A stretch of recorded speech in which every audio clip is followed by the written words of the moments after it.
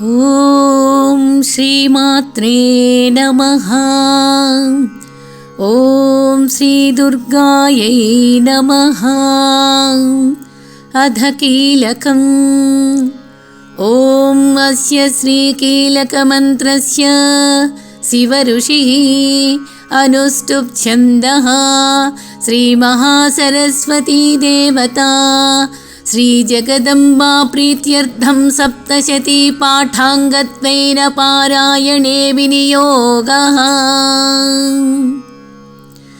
ఓం నమశ్చండికాయై.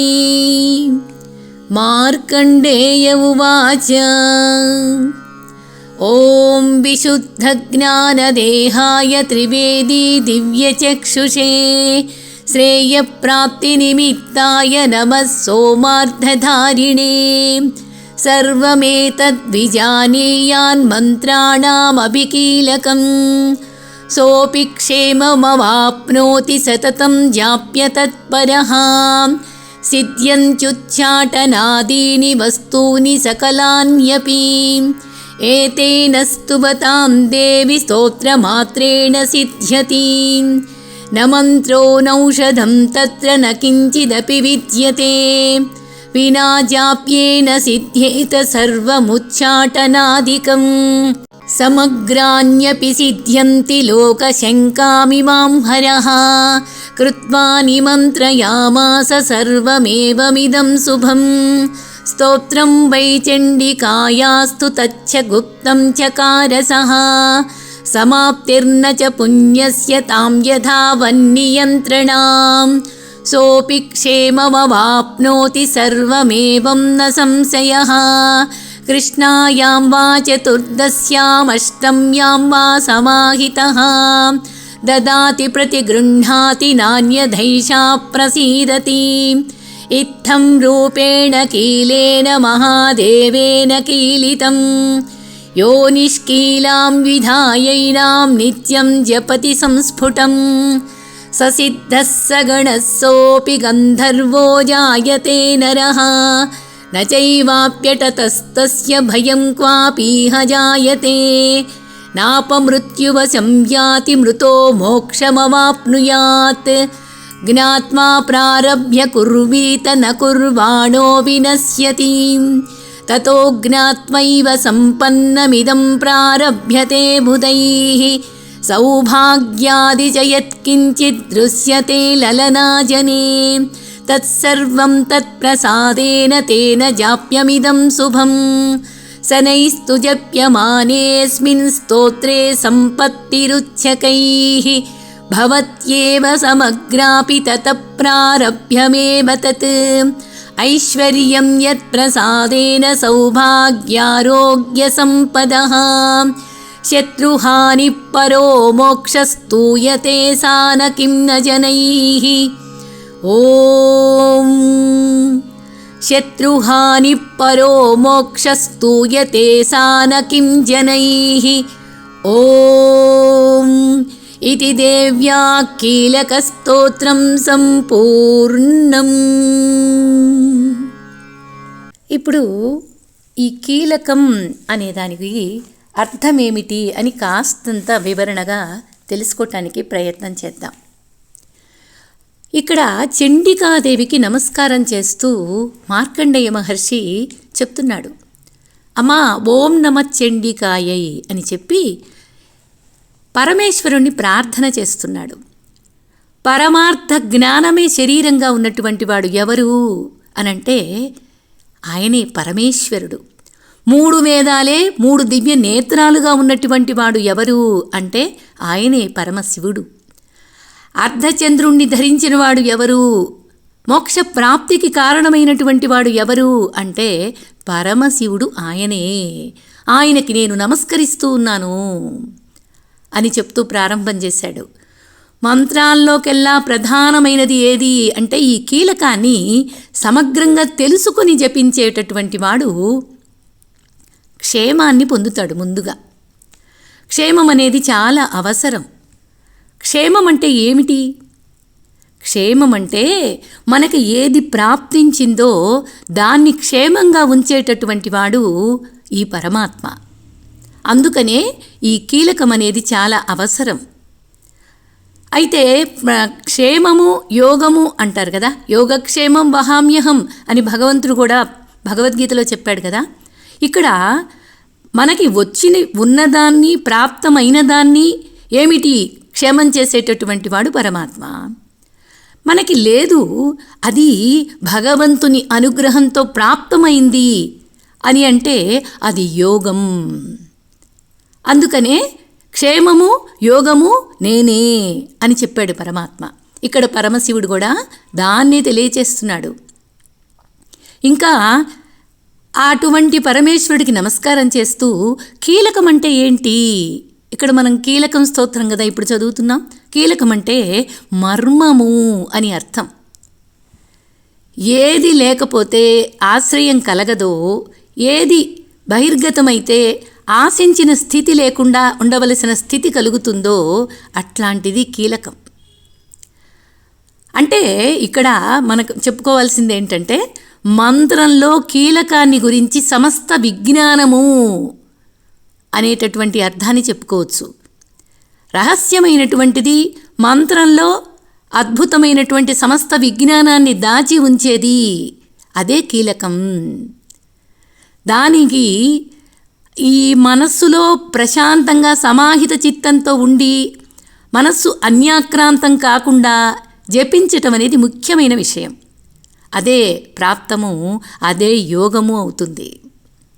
అలా గనక చదివినట్లయితే ఈ యోగక్షేమాలు నేనే చూసుకుంటాను అని చెప్తుంది ఆ తల్లి.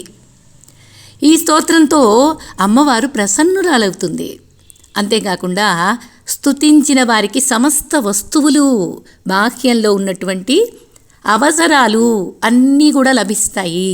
ఆ తల్లి ఏ లోటు చెయ్యకుండా ఈ స్తోత్రం చదివిన వాళ్ళకి అద్భుతమైనటువంటి కార్యసిద్ధి జరిగే విధంగా ఆశీర్వదిస్తుంది. ఇంకా ఇక్కడ ఏదైనా అనారోగ్యం కానీ ఏదైనా మానసిక బాధలు కానీ కలిగినప్పుడు ఏం చేస్తాము, ఏదో ఒక మంత్రం కానీ ఒక ఔషధం కానీ ఏదైనా తీసుకుంటాం, దానివల్ల శాంతి ఇస్తుంది అనే ఉద్దేశంతో.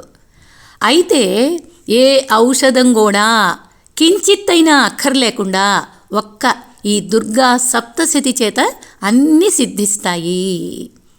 ఆరోగ్యంగా ఉంటారు. ఇంకా అవసరాలన్నీ చక్కగా ఆ తల్లి అనుగ్రహంతో తీరిపోతాయి.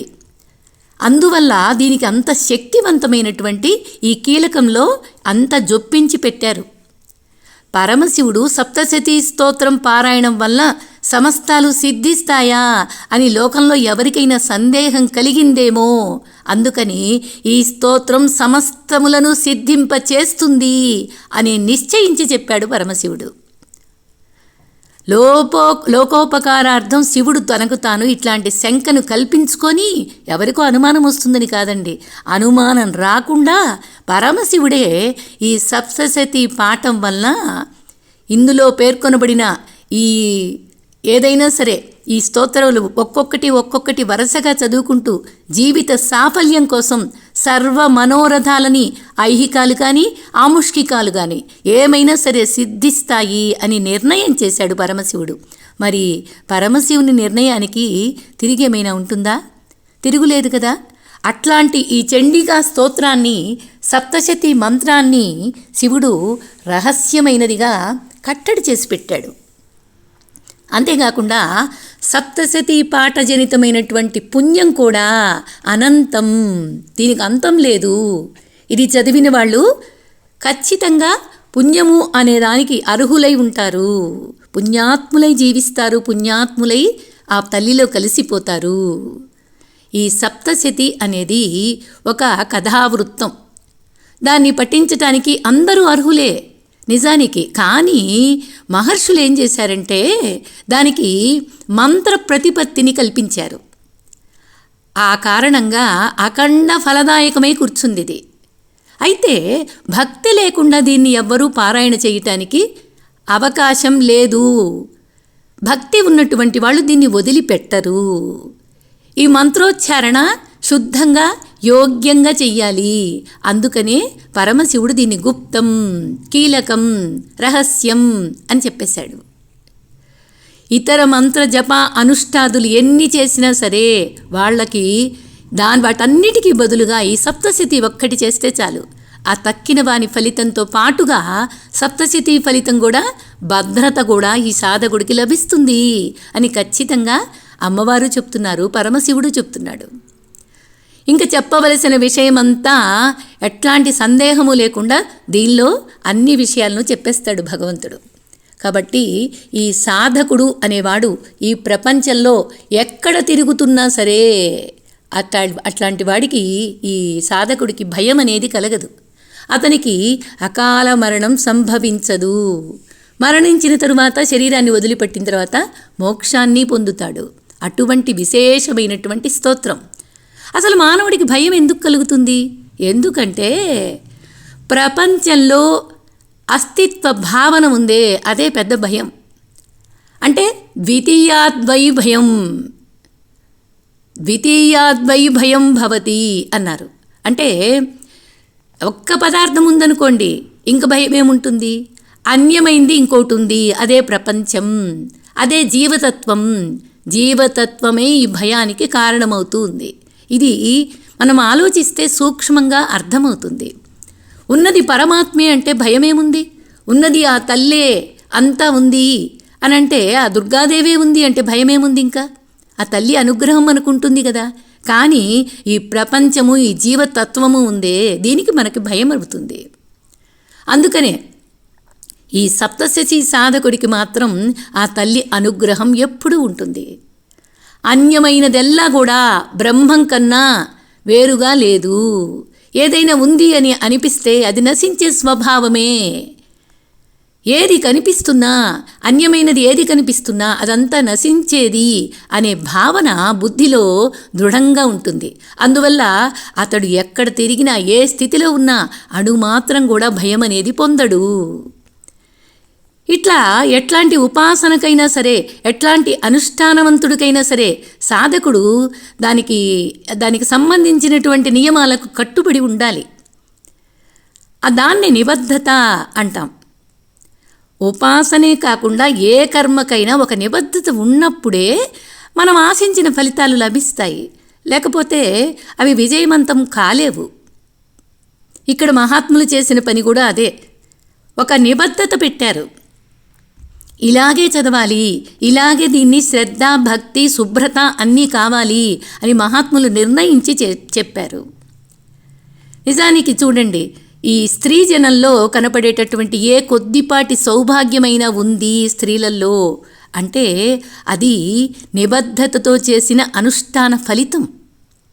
అట్లా చేసిన వాళ్ళకే ఆ నిబద్ధత, ఆ సప్తశతి మాల జపము కళ్యాణప్రదంగా ఆ స్త్రీలలో కనపడుతూ ఉంటుంది. నిజానికి స్త్రీలలో సౌందర్యము, లావణ్యము, ఒద్దిక, అలంకరించుకునేటటువంటి అవకాశము, ఇవన్నీ కూడా సౌభాగ్య లక్షణాలు. వాళ్ళకి అర్హత ఉంది. ఇందులో ఏ కొంచెమైనా లేదా అంతా ఉన్నా అటువంటి వాళ్ళు నియమబద్ధులై అమ్మవారిని సేవించిన ఫలితాన్ని, వాళ్ళు అనుగ్రహ ఫలమే అలా ఉన్నారు అని అర్థం.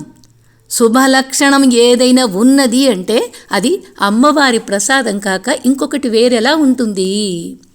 ఈ స్తోత్రాన్ని మంద్ర గంభీర స్వరంతో మాత్రం జపించాలి. ఈ విధంగా జపించటం వల్లనే దాని ఫలితం ఉన్నతంగా, సమగ్రంగా అనుభవించగలుగుతారు ఎవరైనా సరే. ఈ సప్తశతి పారాయణం చేసే సాధకుడికి అమ్మవారు ఐశ్వర్యాన్ని, సౌభాగ్యాన్ని, ఆరోగ్యాన్ని, సంపదల్ని, శత్రు పరాజయాన్ని ఇహంలో తప్పనిసరిగా ప్రసాదించి తీరుతుంది. మరి పరంలో కైవల్య మోక్షానికి అర్హుడవుతారు. అట్లాంటి ఉత్తమమైనటువంటి, ఉత్కృష్టమైనటువంటి ఈ సప్తశతి దేవి పారాయణ సేవను మరి ఎందుకు ప్రపంచంలో కొంతమంది చెయ్యకుండా ఉంటున్నారో మనకు అర్థం కాదు. ఆ అర్హత లేని వాళ్ళు చెయ్యలేరు, ఆ అర్హత ఉన్నవాళ్ళు వదిలిపెట్టలేరు. అటువంటి విశేషమైనటువంటి స్తోత్రం ఇది. మనిషికి ఐహిక, పారలౌకిక సౌఖ్యాల కన్నా కావాల్సింది ఏమీ లేదు కదా. అవి రెండు అమ్మ అనుగ్రహంతో సిద్ధంగా ఉంటే మానవుడు అజ్ఞానవశంతో దేవిని మరిచిపోయి ఆ దేవి స్మృతిని విస్మరించి ఉండటం విచిత్రంగా కనపడుతుంది కదా. పరోమోక్ష, మోక్షమనే స్థితికి సాలోక్యం, సారూప్యం, సామీప్యం, సాయుధ్యం, కైవల్యం అనేటటువంటి స్థితులు కనపడుతున్నాయి. మనం ఇంతకుముందు భాగవతంలో కూడా విన్నాము. ఆ తల్లి ఇవి మళ్ళీ దీనిలో ఈ కీలకంలో మనకి వివరిస్తూ ప్రతి శ్లోకంలో ఇలాంటి భావనని కల్పిస్తూ ఉంది. వీటన్నిటిలో కూడా కైవల్యం ముక్తే అత్యంత శ్రేష్టమైనది అని కేవలం భావంలోనే కైవల్యం పొందొచ్చు. అటువంటి గొప్ప దుర్గా సప్తశతీ స్తోత్రంలో కీలకం అనేటటువంటి మధ్యలో రహస్యంగా పెట్టి దీన్ని మనకు అందించారు. దీనివల్ల అన్నీ సిద్ధిస్తాయి, కేవలం ఒక భావనతో కైవల్యాన్ని పొందొచ్చు అని ఆ తల్లి ఆశీర్వాదాన్ని అందరం అనుభవిద్దాం. హరి ఓం శ్రీమాత్రే నమః.